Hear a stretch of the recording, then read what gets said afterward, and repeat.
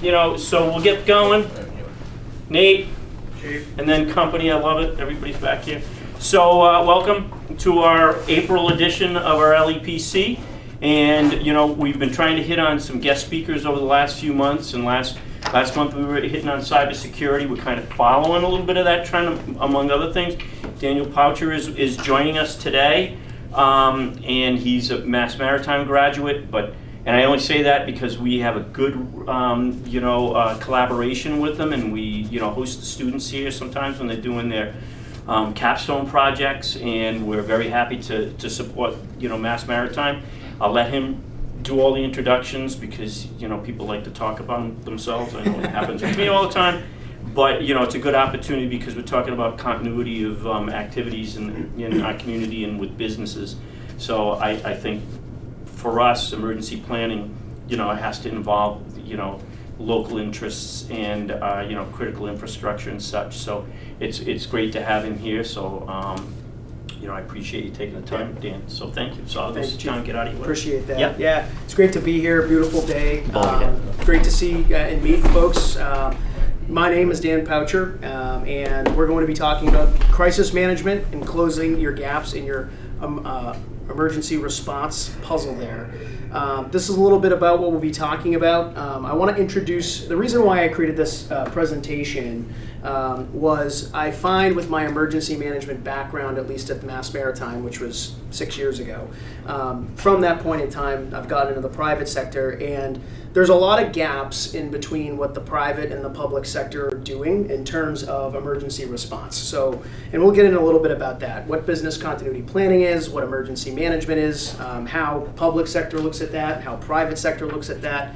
We'll talk about crisis management in terms of maybe how the private sector and the community is looking at crisis management and those concepts, and how that dovetails into cybersecurity. We'll look at some applicable case studies, talk about crisis communication and some best practices, and then talk a little bit about automation and how the private sector is operating with automation in business continuity, incident management, and crisis management spaces. A little bit about me. My name is Dan Poucher. I'm the Business Continuity Practice Leader at Wolf & Company. Wolf & Company is a 115-year-old CPA firm located out of Boston, Massachusetts. We have a robust risk management line of service where my risk and resilience practice resides. I'm a certified professional in this space. And I work with banks, credit unions, hospital systems, really healthcare affiliates, large hospice, practices in the Southwest, manufacturing, distribution, retail, fintech, financial technology, and I provide business continuity advisory services. And if folks aren't familiar with business continuity, if you think of FEMA COOP, continuity of operations, it's similar to that, but we really look at it from a public or a private sector kind of point of view. Banks and credit unions are actually regulated by the FFIEC, by the federal government, to have these business continuity programs in place. So we've primarily serviced that industry, and then secondarily to that, we service the healthcare space, which is surprisingly very far behind in continuity planning, emergency operation planning. So we're there to assist them and kind of kick those things off. I really operate around the business continuity life cycle. We do business impact analysis, risk assessment, tabletop exercises, and I also do cyber incident response planning as well. So thinking about responses just to cyber attacks and kind of following those industry best frameworks and such. I also lead the Association of Continuity Professionals. I'm the president of the board for the Greater Boston chapter, which is how Kim found me. So I do that kind of on the side, and we have about 75 professionals local to the Boston area, also dipping down into Rhode Island, that are in the crisis communications, business continuity, risk and resilience space. So first I want to give a little bit of background. What is business continuity management? Who in this room has heard about business continuity? Most folks. Good. And I want to make sure that this is interactive. So if there's questions throughout the presentation, jump right in. So the way we look at it is business continuity management is the processes, procedures, decisions, and activities to ensure that an organization, bank, credit union, hospital, can continue to function through operational interruption. So really, it's that muscle, right, that a company can flex in the event that a business interruption happens, that they can respond, recover, and restore effectively while minimizing that impact, right? So ultimately, they don't go belly up. We provide advisory services, consulting services around this life cycle primarily. And then when we get into emergency management, this is something that's more focused and applicable, as you know, around the public sector, right? Local, state, federal government has emergency operation planning, emergency management. And when we think about those two things, emergency management is the managerial function charged with creating a framework within communities to reduce vulnerability to hazards, threats, and cope with disasters. They sound kind of similar, right? One's from more of a community perspective, one's from more of a local, company perspective. But they're really very different things. And we have to be cognizant about how the town, the state, how the federal government implements the emergency management function, as much as companies in those communities implement emergency management or business continuity or incident response functions. And really, are they kind of tied and dovetailed together? This can cause a lot of confusion. I've seen local banks have a natural disaster happen, right? Maybe we think of Cape Cod 5, right? They have business continuity plans and they have their own response, recovery, restoration procedure. But then you have the fire department and the police department and maybe local emergency management and maybe even MEMA coming in, right? And they're all of these different agencies and they are operating in those different silos. How are they communicating with each other, if they even are, right? So it's important for companies to really reach out to the fire department, local agencies, to make sure that they understand what their response is going to look like in the event that they have to engage with each other, okay? So really, some events can really be both. When we're thinking about crisis management, some events can be both business continuity events and cyber incident response events, for instance, or business continuity events and emergency operation events. Maybe we have an active shooter, right? And the initial response to that active shooter situation is very emergency management geared, right? First responder geared. But there is potentially a long-term or downstream effect or impact of that active shooter and what they may do. That interruption to business is business continuity, right? The prolonged impacts of that threat, that disaster, that boom moment, that is business continuity management. So it's important to understand where one starts and one stops and the other picks up, and understanding those intersection points. So crisis management is the process that allows the recognition of a crisis, identification of a crisis, activation of a BCP, and management of emergencies. Crisis or emergency management includes the ability to recover from a major event through the predefined leadership and communication. That is right out of the FFIEC Business Continuity Management Guidance. Who knew in this room that every single bank on the Cape, in the country, has some form of this kind of planning? Did anybody know that? Some folks knew that.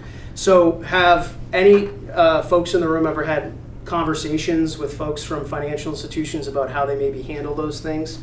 They're dealing with a lot of money. They have their own response. Anybody ever have conversations with folks? Have those folks ever tried to have conversations with you to try to understand what your piece of the puzzle is compared to theirs and vice versa? So just be aware that those organizations have those plans, and if they're not reaching out to you, maybe reach out to them and say, hey, we know that you guys have, you're regulated to have these. We have our plan. What's your plan, and do we fit? So there has to be consistency in how an organization responds. And top down, what I tend to see is in the private sector, a lot of private sector businesses are very immature in this space, right? Most folks in this room are doing a form of emergency management every single day, right? You're well versed, you understand, you're responding consistently time and time again. The private sector has to deal with these things less frequently. And what I come to find is that incidents business interruptions are siloed, whether they're an IT outage, maybe they're interruption to a certain business line, right? It's not a full-scale disaster like a cyber attack or a ransomware attack that's going to take down their operations for 6 weeks. And when it happens, they're kind of stuck. They have no idea what to do. And that's when crisis management and formalized crisis management structures are really, really key. You want to have a consistent process, right, to make sure that you notify and escalate, and also notify that executive management group to kick off that formal response, recovery, and restoration procedure to get back to normal. I find a lot of the times that in the private sector, business continuity, emergency management planning is more or less a back office function. It's something that is like, hey, we'll, put some time, we'll spend some time into it, but we may never have to use it. So sometimes it goes up on a shelf if they've created it and it collects dust. It's very important that if you're ever having conversations out in the community about this kind of information, that make sure that these folks are keeping these things up to date. I guarantee you most local businesses probably don't have these, nor that they really maybe do need them. But maybe some, like, the hospital, Falmouth Hospital, do they have one? If they ever had, if you think about their electronic medical record, right, that has all the patient data, right, that maybe some of the firefighters interact with, when they're coming in and they're giving patient information on who they're transporting into the hospital, if that was down and they could not use that, right, for a certain period of time, how does that impact the firefighters' ability to really, drop off or provide patient care in an ambulance if they can't communicate as they typically are used to with the hospital, right?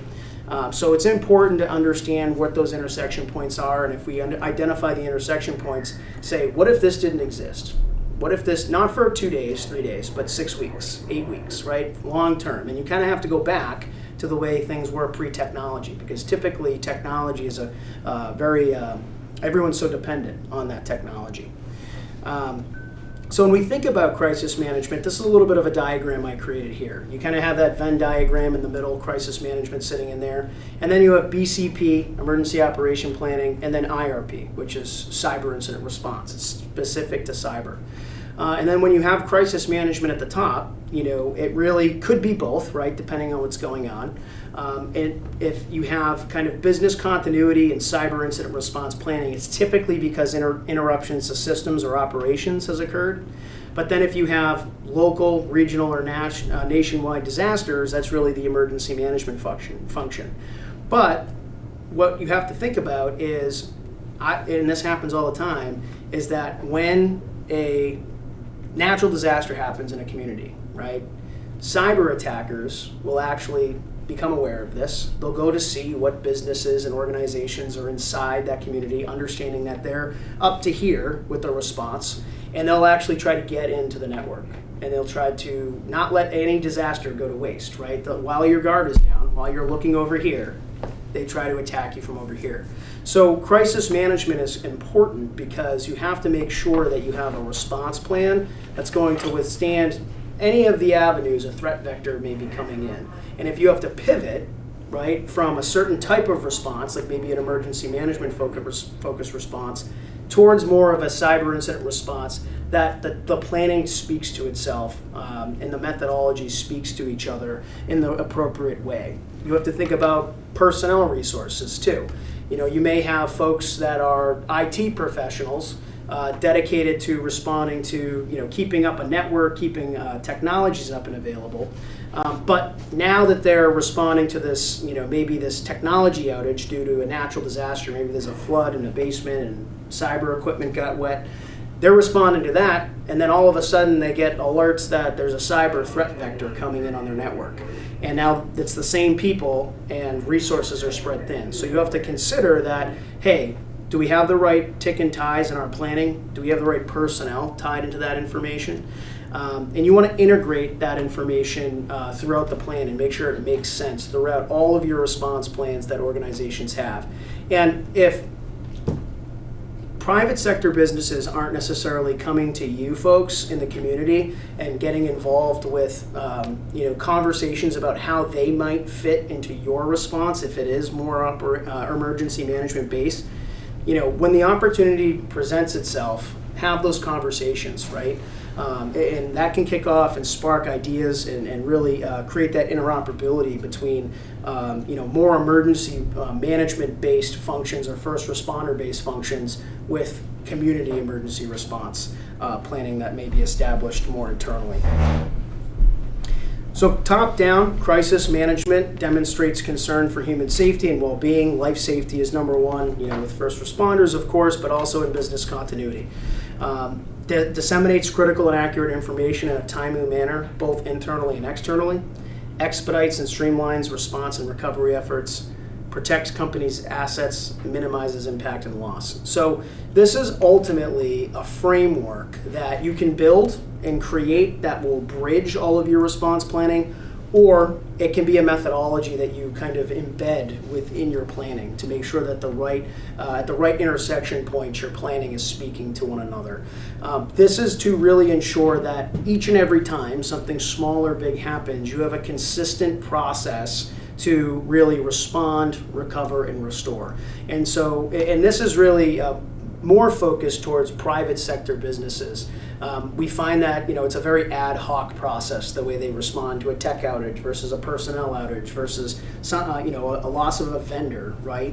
But it's important to think about, and it's all about not going belly up in that extended downtime, right? We want to make sure that we have a plan that our stakeholders, when they come to us and they're knocking on our door, hey, if I'm the bank downtown and we have a cyber attack and I'm a customer and I come in and I say, I'd like to withdraw $500. Oh, sorry, you can't. Why, right? That spreads very quickly on social media, right? And we're going to talk a little bit about that. I'm going to give an example of that. But it's important to understand that there's, reputational risk, right, that could really hurt the community and hurt one's company if they don't have the right course of action and don't necessarily act in the right manner when push comes to shove in time of a business interruption. Always be proactive rather than reactive. We want to make sure that organizations are thinking about the potential threats and hazards and really creating a program and a plan prior to something happening. You want to make sure that you're looking at high-risk items versus low-risk items. We care about low-risk items, but maybe we care more about high-risk items. We always want to make sure that there's proper representation of leadership, right? We want to make sure that folks with decision-making ability and that power to kind of guide the company or the organization is kind of at the head of the helm there. Legal representation is huge. I think the most important item on here is activation triggers and escalation thresholds. This is something that when I do tabletop exercises with any of my clients, I always ask them throughout the transition of a tabletop exercise, how did you decide to declare a disaster, right? When we're conversationally going through that, and they say, I don't know. I have no idea. I just felt like it was important or that was the right time. The more predefined information that you think about and have conversations about with decision makers that are related to this, that you put back into planning, the faster that organizations are going to be able to say yay or nay, this meets our criteria to declare a disaster, that assembles the right people into the right places, kicks off that response, gets you more toward and closer to that restoration. So those best practices always are followed up by training and testing. I always try to talk to my clients about how important training at all levels is to make sure that folks understand their piece of the puzzle. I'll use the bank example again. If I'm a teller at a bank and I've only been working there for a year, I should understand what my position is as far as if something happens at the organization, and so should the CEO, right? And they're going to be very, very different responsibilities, but it's important to have that level of training spread throughout the organization, part of a formalized crisis management program. Testing, right, at all levels. So this could be tabletopping, this could be fire drills, this could be disaster recovery testing, right, the failover of data. So there's many forms of kind of ensuring that the controls, whether that's personnel driven or technology driven, that you've put in place to ensure your availability and your continued service. There's many ways to do that, But it's important that you are doing that, and we try to make sure that a part of these crisis management programs that we emphasize that testing and training there. So one case study, it's a little bit it's older. I'm sure most folks in this room remember the Deepwater Horizon case study here, or the incident here. So this happened back in 2010, and this is when the Deepwater Horizon oil rig had an explosion. It took the lives of 7 rig workers and it injured 17, caused a spill of oil and methane gas that lasted 87 days. And it estimates that over 205 million gallons of oil spilled into the Gulf of Mexico. How this ties into crisis management and crisis communications, business continuity, is the response of BP to this was botched. It was absolutely horrible. And experts actually look into this as a really important case study. Is this was a huge event. This was reputational impact, financial impact, ecosystem impact, right? Climate impact. There was so much that this event impacted, and it caused kind of a ripple effect for years and years to come. They originally severely minimized the situation. Oh, we have this under control. This isn't so bad. This will be over very shortly. 87 days later, they finally capped that hole. They stated that 1,000 barrels a day were pouring into the Gulf when it was actually 60,000 barrels. They spent millions of dollars on marketing ads. So folks remember this, right? Do you remember seeing this on TV, right? How much TV time they were spending? What's the image that when you look at the news and you see that this is still a mess, right? Maybe 30, 40 days into this, but you see these ads on the TV. What impression does that give? Anyone have an idea? No. Credibility. Credibility, yep, credibility. Untruthful, yep. Where are your priorities, right? Are your priorities on cleaning up and fixing this problem, or trying to push a narrative, right, that obviously may not be true, right? So it's, people can look at TV and kind of think for themselves, and that was something that BP kind of missed the mark on, right? There was 2 different stories being told, one by the news, one by BP, and people were smart enough to figure out really what was going on. The CEO actually was asked, what's going on with this? And he said, oh, I can't wait till this gets, is finished. I want to get my life back. He actually said that on live TV when this was going on. So PR nightmare.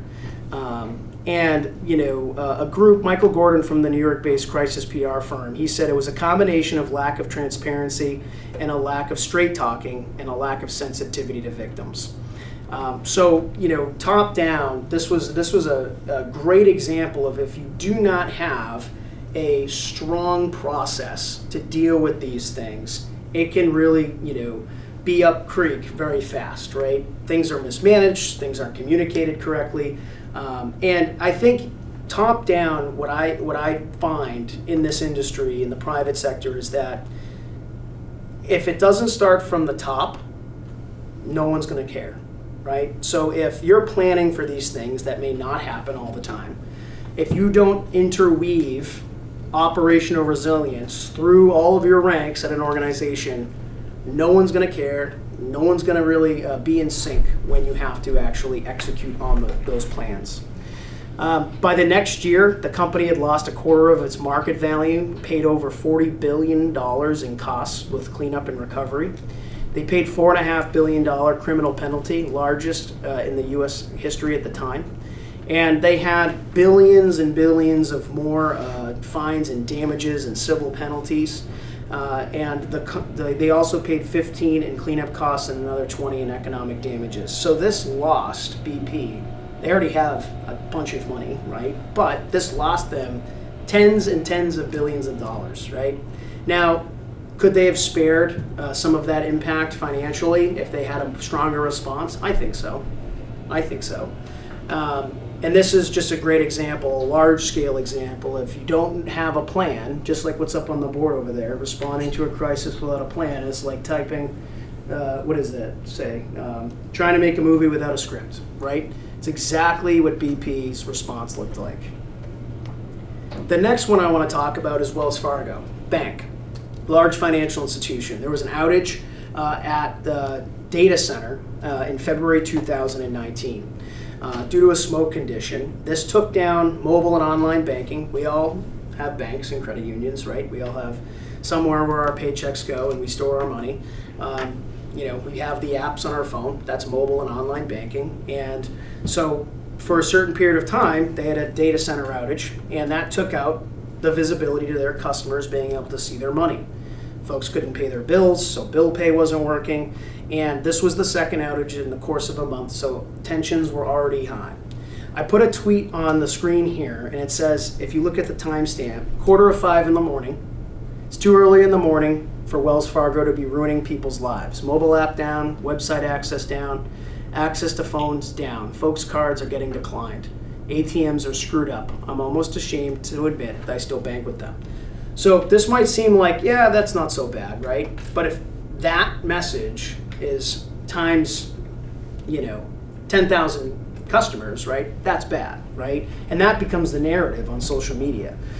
So Wells Fargo kicks off their response, and they start responding to this. Time continues to move forward. This happened on a Thursday morning, and they continued into Friday. So imagine you could not see your money for a whole day when you need to pay your bills. Maybe it's the end of the month. You're going to pay your car bill, your insurance, your mortgage, and you can't see your money. You don't even know if your money's there. Something that they had disclosed on BCP. Remember, they're a financial institution, so they have business continuity planning, crisis management planning. They disclosed in their documentation on their website, critical processing is rerouted to alternate processing locations. So this is the failover and backup of their data, right, and customer data, that are a significant distance away from primary processing locations. This is basically speaking to geographic diversity in their recovery centers. This rerouting can generally achieve recovery within 4 to 6 hours of the declaration of activation. So back on Thursday, they said, hey, we have an incident going on. They kicked off their disaster. This continued into Friday morning. Now, the expectation that they set to stakeholders, customers, is that you're going to be back up and running in 4 to 6 hours. Now, if this happens at 10 o'clock at night or 2 o'clock in the morning, is 4 to 6 hours enough time to figure out what's going on, diagnose an issue, and set a response into motion? Probably not, right? So they almost set themselves up for failure with setting these really, really short recovery time frames and kind of putting that out to their stakeholders and their customers. So if you're really, my message here is that if you're going to disclose an expected delivery of service or recovery time to your stakeholders, whoever your stakeholders may be, make sure that it's reasonable, right? I usually make it 0 to 24 hours. This is your first criticality bucket that you say, hey, we'll get to you, right? If we're going to have this business back up and running, right, the best we can do is within 0 to 24 hours, we'll have some critical processing back up and available. Gives you a window, right, to understand what's going on, get the right people, communicate internally, communicate externally, etc. So that was a big miss on their part. So a few things, I don't know if folks can see that all that well, but the first in order, the tweet, it's X now, but the tweet said, we apologize to our customers who may be experiencing an issue with our online and banking and mobile app. Thanks for your patience while we research the issue. If you are impacted, please check back here for updates. What do folks think about this tweet or this post on now X? That's from Wells Fargo addressing the issue. That's at 10:06 a.m. What do folks think? Yep. I think, what about X or Twitter? Individuals? What about people that don't have this social media app? Yeah, it's a great point, right? So this wasn't the only way that they were communicating out. They were communicating out via their website, other social media platforms, but Twitter at the time was one of their primary. So it's a great point, though, right? You know, they're going to communicate to try to reach as many customers as they can, but they have to target it and think about, you know, age demographics. Who's not on social media that banks with Wells Fargo, right? So we have to create and think about that. But as far as the tweet itself, not a lot of information, right? And kind of putting onus on the customer. Hey, you check back here and find your answers, right? We're not necessarily being all that helpful. We're just going to tell you, hey, we have an update. If you're impacted, please check back here. Very vague, right? The next one is we're expecting system issues due to a power shutdown at one of our facilities, initiated after smoke was detected following routine maintenance. We're working to restore services as soon as possible. We apologize for inconvenience. What's wrong with this one?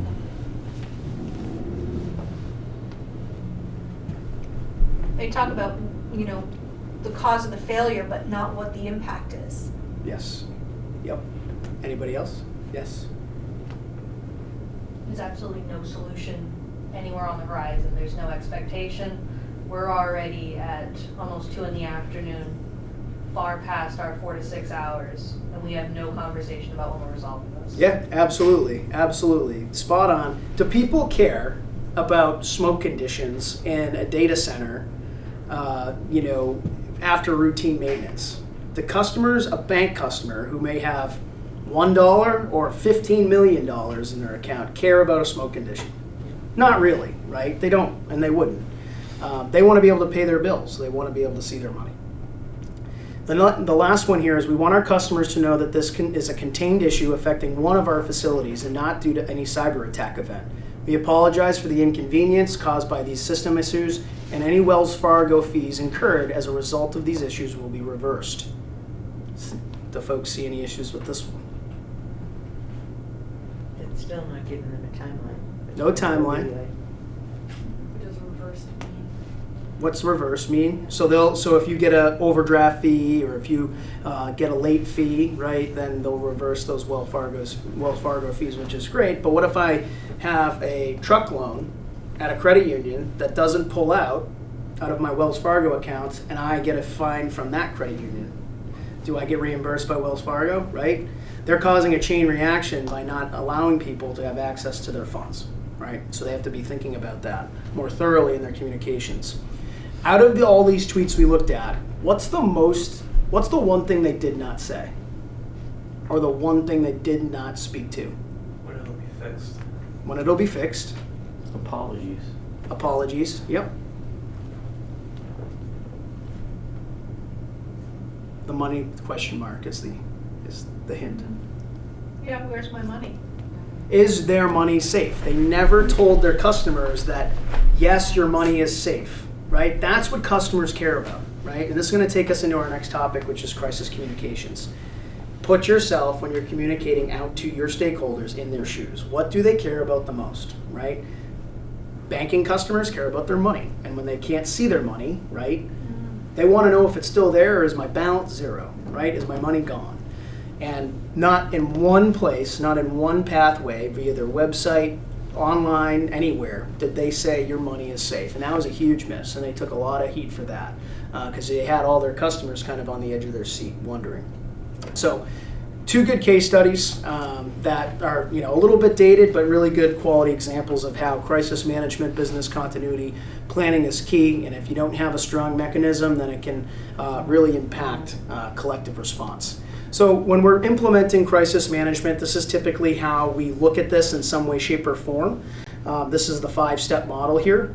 And the first stage here is we have some level of signal detection. So we typically have some training. We usually have some conversations about what are our trigger points, what are the indicators of compromise, right? So we can understand that, hey, if these things happen, maybe it's the loss of the network, or maybe it is loss of critical personnel, right?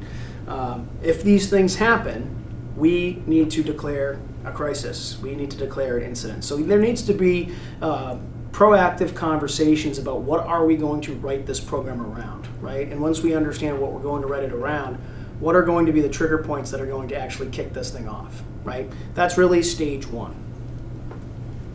Stage 2 is probing and prevention. So active search for understanding the situation, potential damage. So this is damage assessment. So in the event something happens that implicates the activation of a crisis management program or business continuity and integrated incident response plans, what is our step-by-step process? Do we have a step-by-step process to notify, escalate, and really think about, the damage assessment? What has been impacted, right? What is impacted? And next to our predefined escalation thresholds that are addressed on the previous slide, right? Once we define those, where are we sitting and what kind of resources do we need to pull in and loop in to initiate the appropriate level of response? Think about DEFCON 1, 2, and 3, right? Minor, major disaster incident, right? Depending on what you're kind of faced with, it's going to dictate what kind of resources you're bringing in to that response effort. So that's kind of that stage 2 is defining that information. And then stage 3 is really around damage containment. So thinking about proactive response mechanisms, so whether that's team structures, laying out predefined general procedures for specific incidents, really defining and creating redundancies in your technology, your people, identifying single points of failure and kind of getting rid of those single points of failure, whether that's solved through cross-training professionals. You're going to look for ways to lessen the spread of the issue, damage, or impact if and when it happens, right? So you're going to identify all of that information. And really, when you think about large buckets, financial, reputational, operational impacts are usually the 3 biggest that happen and folks are faced with when disasters strike. It's really looking at those 3 big buckets. Data and legal and regulatory can be others, but saying, okay, what is our plan to minimize those impact types, right? And creating planning around and kind of solutions around those things to solve that. Number 4 is really to create that recovery and restoration effort, right? How do we eradicate the issue and really return to normal, right? Or the new normal, right? Think about COVID-19. We never really went back to the way it was before, right? Most of the world, a lot of the world still works remotely, right? There's these office spaces in Boston right now that are empty, right? That used to have people working in them, and all these people work at home. So there's a lot of things that we learned coming out of the pandemic. There's a lot of things that changed. I'll tell you, the private sector only planned for high rates of absenteeism. They did not plan to have schools closed, hospitals, not closed, but kind of impacted there, banks, businesses, the access to go to the grocery store, supply chain issues. Private sector did not expect that whatsoever. I wrote pandemic plans in 2018 and 2019 for private sector clients. They're completely different now, the way I write them now. And it's all because of a true incident that happened taught us that. Which kind of speaks about the learning, right? This is a part that should always be a part of a formal crisis management model, which is lessons learned, right? Whether you're learning things out of tests or exercises, or you're learning things out of true incidents, you want to talk about these things. And I think that this gets passed over in the private sector in some fashion because small siloed things happen all the time, every day at private sector organizations. And it's really important that even if it's siloed to IT or HR or an operations group, talk about that with the larger team so everyone understands, hey, this is what happened. Should have we really escalated this a little bit more or looped in other personnel? And maybe we didn't think we needed to at the time, but it would have been good to do so. So next time, we're going to bring in more hands, more resources just to cover our bases. And then those lessons learned are those action items that come out of hot washes or after action meetings should be incorporated back into planning to be a better reflection of how the organization is going to respond when they need to use the program and the crisis management model itself. Very quickly, we talked about a little bit about this with the 2 case studies. Crisis communications, always a great thing to kind of think about and pre-draft and pre-create prior to incidents. Think about high-risk items. If you're a bank, maybe fraud and sabotage is one of the larger threats, right? If you're a hospital, the lack of providing patient care is probably a large concern, right? The inability to provide patient care, rather. So whatever those high-risk items are, try to craft with PR and legal, or HR, legal, marketing, whoever's most appropriate to script or speak on behalf of the organization, pre-craft those things and incorporate those into planning so that you can plug and play in the event something happens. Like I said before, the more predetermined information that is created, packed into a crisis management process, that's going to be, it's more resources for a team to leverage in the event they have to use it. What I want to transition to is crisis management, and then the concept of incident management and the way that the private sector kind of looks at this. So in the event that proactively, organizations will create response plans, whether those emergency operations plans, business continuity plans, cyber incident response plans, and they may bridge all of that under an umbrella of crisis management planning. Or they may have a crisis management plan that kind of blends all of those components appropriately together. In the event that they have to use it, they take that mechanism or mechanisms that they've created and they execute in what's called an incident management kind of mode, right? And so that's when they're actually using and tracking the information that they have created, predetermined before a disaster. So that active usage during an incident is called the incident management process. So that's how the private sector looks at it. And there's tools and automation that actually help private sector businesses do this. And public sector. Public sector is not excluded from this either. But what you'll find is that in the financial institution space primarily, but there's a lot of private sector healthcare organizations and manufacturing, distribution, retail organizations, especially in the energy space that are regulated by NERC and FERC. They're getting more inclined to use automation. So there's solutions that actually automate business continuity, crisis management, emergency operations, and the incident management. So they'll actually help you build out these structures and frameworks and then automate these so you can actually use a tool and an application to activate these plans and track team tasks and track the information and real-time updates all within modules. And at Wolf & Company, we actually have these things. We actually have a lot of financial institutions that are on this platform, and they automate these programs, which is a great thing.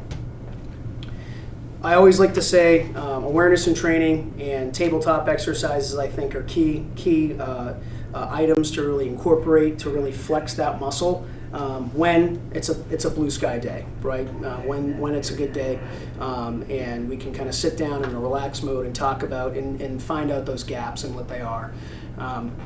There's no wrong information or no wrong answers in those environments. I think that if we uncover small or large gaps when we're having those conversations, it's a good thing. And then you can incorporate that information back into your emergency response plans. So with that, I know just about time. I tried to go as fast as I can to be respectful of folks' time. Any questions? Any thoughts? Any How ideas, is this any thoughts? now? Like last month, we were fortunate to listen to an expert on cybersecurity that worked for a city. Yep. And now, we too, in the town of Falmouth, our IT department is working very, actively to ensure there's more security enhancements within, for local government to make sure that, we don't run into these issues. How are the banks starting, even though there's been so many hacks going on out there, are they still at a level of where they have provided more protection for themselves and their customers? Most definitely. Banks and credit unions are so highly regulated in the information technology space. Business continuity and incident response are just two frameworks out of dozens from the IT perspective that they're regulated on an annual basis for. So they have control upon control upon control to ensure the protection of your data, your funds, all of those things. And they can be fined pretty heavily for the fallout of a ransomware attack or a cyber attack happening. I'm actually working a lot with local towns and governments in Massachusetts right now through a cyber mass incident response planning grant that went out last year. So we've worked with, I think, over a dozen or more communities to actually go on, meet them, meet the IT group, create a formalized framework for them to build cyber incident response planning. We've done tabletop testing with them, and a lot of great outcomes and gaps have come out of that we can incorporate back into planning. So that's a little bit about how we've been involved at the local level to assist with the cyber incident response kind of threat landscape out there. And how it dovetails into this is really cyber attacks, anything that really interrupts or locks your data down, impacts business, the town, anything operationally, which is business continuity. And so if you don't have a long-term strategy to maintain business operations in the event critical infrastructure is impacted, it's going to be really hard to figure out on the fly. And that's why it's important to look at it well before and beyond it happens, because it most likely will. Right. To kind of create and map that plan. It's not going to be perfect. It never will be, right, until it's put into action and you find those gaps. And every disaster kind of looks a little bit different, but there's good things that come out of it you can learn. But that's really the dovetail point, right? If you can't access, folks that, are on the computer, right? If you could not wake up and go to work and sit down on your laptop and operate how you used, and your boss said, hey, we're locked down by ransomware, it's going to be at least 6 weeks before you get back online, right? Right? Yeah. Right? No, but you have to do your job. So it's like, how do we operate without the usage of our computers, right? How do we do that? And we're so technology, and I don't want this to seem too tech heavy, but it's just so relevant because we're all so reliant on tech, right? But it causes burnout too. So obviously technology creates efficiency. And when you don't have access to your technology and you're operating in an offline mode or a downtime mode, people are doing more work than they're used to, and they're probably working longer hours, which is down, you cause that burnout, right, more quickly. So that could cause personnel issues. So it's a domino effect that really can occur. And if you think about this stuff and try to create this crisis management structure where not only do you have plans to respond for operational type impacts and extended downtime, but cyber events, but then you tie them together, especially with hospitals and healthcare, they'll have emergency operation planning too. If you dovetail all of those things together and create that really strong muscle to flex in the event you have to use them all, or 2 out of the 3, or even just 1 out of the 3, you're going to be in a better position, on the back end when everything kind of wraps up. So. And just follow up. I think the communications is key amongst all of the partnerships that are surrounding a particular business or organization, that they're not alone. And for us, on the emergency management side, we're addressing incidents and managing them, come fairly easy for us because we do it on a daily basis. It's when it becomes very complex. And as you stated, then you have all these other services that are being affected, whether it's the hospital, whether it's the nursing homes, whether it's the schools. It is a very complex, framework. But as you stated, they all have to have that understanding of the planning, so that when they do get into a room to talk about the broader implications, that everybody isn't sitting there going, I don't know what they're talking about. Everybody should be speaking the same language. I might not understand about the banking side of it. I respect the hospital side, for example. You made a good point. If the patient care system goes down, we can't exchange medications, because they can't contribute that to the particular patient, and they won't. You can't get that. So they'd have to develop a secondary plan. So we're familiar with that, but so on and so forth. It's I would hate to just all of a sudden have that problem and not be prepared, even if it's just was simple communication at some point with somebody. Yeah, absolutely. And I've worked with healthcare systems, hospital systems that have gone through cyber events that's locked down their EMRs. firefighters, paramedics don't have access to medication or information they typically have. It creates diversion, right? They have to divert, right? Because they can't take the amount of patients at the pace they're typically used to. And it bogs down resources because they're working slower without the use of technology, and then it puts overflow at the neighboring hospital, and then it's a chain reaction. So I think folks that are more intimate with emergency management planning, especially at the public sector level, if you ever have times where you're kind of in front of local community leaders, right? This is a really great topic to bring up, right? And they may be having different frameworks that they have to operate off of, like banks and credit unions have to operate off of FFIEC and NCUA regulations. The Joint Commission regulates hospitals for business continuity and emergency management planning. But the concepts are all alike, right? Being proactive rather than reactive, and create your plan based on how you need to create it, right? And then let's look at it together and make sure that it does reflect how outsourced your response really is going to be in the event the fire department needs to get involved or the police department needs to get involved.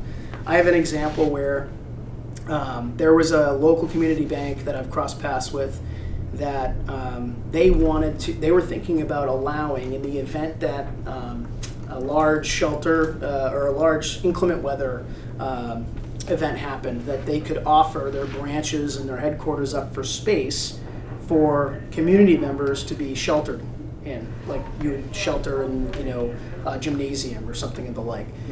And they were asking advice on how they would do that. And I said, that's a more involved process than you really think it is. Like, you have to make sure that you have the right bathrooms, the number of bathrooms, the right, equipment to be able to feed these people. It's a lot more involved than it's just like opening the door and here's, a space on the floor to lay your head, right?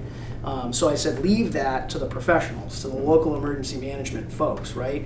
But talk to them to understand what can you do, right? In addition to that, right? Or aside from that. So it's important to understand how, and I said, if you're a business and you have response plans, you might think that depending on the disaster, your company is going to be able to do this. But if you have state police and local police and fire department locking down the street and locking down the area, right?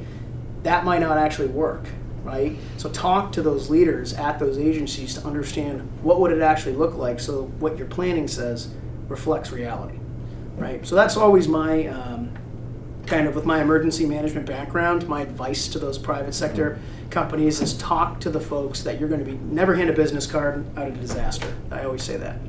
Never hand a business card out at disaster. So, yeah. I think sometimes, we've learned from the disaster in New York, because I had lived in Brockton, was very involved, chaired women's commissions and things like that. So we got a call from New York that the mayor had gotten, and he had pulled all the players together. So we were contacting everybody. What do we have for available beds? Where can we transfer these patients? Can we take them from Boston? And we had done all that, and that's when nobody came because of that. But then when we had the crisis in Brockton, as far as with the fire, with the hospital, we were already prepared. We knew what to do.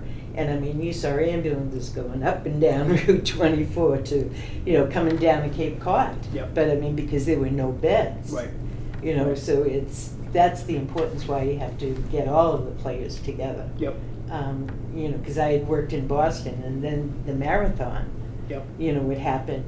We had to, at Beth Israel, close down a whole floor for the second brother for security. So the hospital lost all of that money and couldn't take, the folks from the marathon. So it's...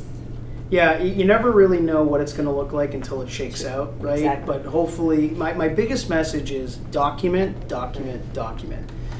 As professionals that are in this space or adjacent to this space, we inherently have things in our mind that we've learned or would do. Write it down, because I've seen so many times over that oh, Jane Doe's been at the company for 30 years and she just retired last month, and it would have been great to ask her these questions because, you know, she really's seen a lot of things happen at this company. Well, Jane Doe's on a cruise having a great time, and that doesn't help me at all, right? So I wish we would have wrote it down. So I think that another, you know, kind of slice of advice is, you know, if you're ever talking to folks, is think about what you would do if you've ever had incidents, write it down. Really write it down, formalize it into planning, and so it's usable and actionable in the event you need to use it again. So. Dan, have you seen sort of a common theme in working with you know, the financial industry and private sector businesses and now the municipalities, where the gaps are? You know, could you say there are 3 major gaps that people are just not thinking about? If I were to ask you that question, what would you name as the top 3? Between, say, private and public sector kind of interoperability, I think, you know, I think one, it's general maturity in the private sector of building this these kinds of frameworks, right? That would naturally bring them into conversations with the local community leadership at fire, police, local emergency management. So if they don't have planning and they don't think about this stuff, they're never going to come and walk in and have a, you know, conversation. So I think that has to do with it. And I also, you know, and I always, you know, I can't put my finger on 3, Kim, but I think, you know, it's just, you know, kind of a back office function in the private sector world. And I don't blame them that, you know, they're running a business, right? And they, you know, are heads down doing that work, but when normal processes are impacted by something, they want that answer, right? And then they're kind of have to find along the way if they don't have a program or a plan. But I think the disconnect is that they're not thinking down the domino chain enough, right? So if I'm a private sector business in Falmouth, right, and I have a continuity plan, and I create in my business continuity program for how we're going to respond during a flood, right? And I don't consider any response or interoperability with local fire, local police, roads being shut down, and I just kind of write it as I see it, and we talk about it in a boardroom. We say, yeah, that looks good, but we don't incorporate the players. It's not reflective of how it's actually going to look, right, or how it should look. So I think the lack of conversation or kind of that non-consideration of all the moving pieces is an area where I see private and public kind of missing each other in a way, right? And I still see it. And the frameworks are different. I think that FEMA, public sector follows typically FEMA, continuity of operations and emergency management structures. The private sector has no idea about that, I promise. They don't even talk about it. And that is ICS, NIMS, that's all public sector bread and butter, right? They don't know anything about that. And so they're operating off of different frameworks, different methodologies, and that's okay. And that's, some will have to do that, but it's important to understand where those intersection points are. At least, you know, when you identify that the responses are going to cross, right, and making sure that you're documented in their planning and they're documented in yours too. It's a two-way street. So I hope that answers your question. It does, thanks. Thank you. All right. Anything else? Awesome. Good stuff. Well, thanks so much. Pleasure to be here. Enjoy the rest of your day. Thanks so much. I want to thank you, Dan, for giving you. that. That's we've been working over the last couple of months because of Kim's hard work of trying to find other guest speakers to start to bring some of these important topics to bear. Because we could talk about storm preparedness, shelters, and things like that. I know Nathan loves that, but these are the things that are on the sidelines, which are much greater in scope, a problem for others, and we need to be helpful. And we're going to be a clearinghouse at some point, because in this particular venue, this is the training. Besides being the training room, it's our emergency operations center, and we'll turn this into our operations, and it gets built up based on whatever the issue is. Right. So if it's a natural disaster and it's large in scope, we're going to have a lot more people here. If it's just a typical storm, and we're able to manage it. And it's going to be a few days, then it's going to be a little smaller. But we work with our partners, with the state. We really haven't encroached into the FEMA end of things, knock on plastics, and but for all of our partners and all of our stakeholders that do come here, having these opportunities to hear some other information is key to everybody, like you stated, communicating. And we've been fortunate to have tabletops with the students at the MMA, and we've had some great conversations, and everybody is a little intimidated when they start to break down into the the little groups, and but like they say, no question is a bad question, and no answer is a bad answer. Everybody's got to learn, and I'm hopeful that we'll continue to go down that path here with our LAPC meetings every Thursday. Next month we're going to be doing a weather-related topic. We're going to have Skywarn, a presentation, which is going to be put out by weather experts that are going to give us some information that's, again, going to kind of tie up the rest of the year. Cybersecurity, business continuity, just working together closely. And then the biggest thing that affects us is weather, especially because we're on the Cape. But all of the things that we've been discussing are, kind of all come together. So what is our date next month that we say? Mm-hmm. The 22nd of May, Chief. Yep, 22nd. So I hope that we can have everybody here. I appreciate FCTV again for being here, and they record it, so we'll get it out to more of the public to see some of these great conversations. And I appreciate you taking the time, Dan, to give us some information. And again, like I do every single month, if you have any topics that you want to listen to or suggest, please forward them to Kim, and she works on doing her homework on finding somebody to do presentations. So the fact that Dan's out here, she grabbed you. She did. She did. And last month it was the cybersecurity. Listening to her background, I was interested, and we're going to continue to get some information to everybody. As short as it is, it's very, very compelling, and to me, it's an eye opener, and I learn something new every day. So today was one of those days. So anyway, so thank you very much for being here. Again, thanks, Dan. We appreciate it, and we'll see you again. Thanks, all. I will also say, if folks ever want to tune in or get involved in the Association of Continuity Professionals for the Boston chapter, you can find us online. My card is over on that table over there. It's another networking association to meet folks. We have public and private sector folks. And we go from southern New Hampshire all the way down to Rhode Island, all of Massachusetts. So another association to meet people in the field or adjacent to the field. We also have speakers, so maybe we can trade. Oh, yeah. And I have a laundry list of topics and speakers that maybe we could send your way. They were all really good. So, excellent. But thanks, Chief. I appreciate it. Thanks, Kim, for having us. Appreciate it. Appreciate it. Great. Have Thanks, a great everybody. week, everybody. Have a great Thank day. you.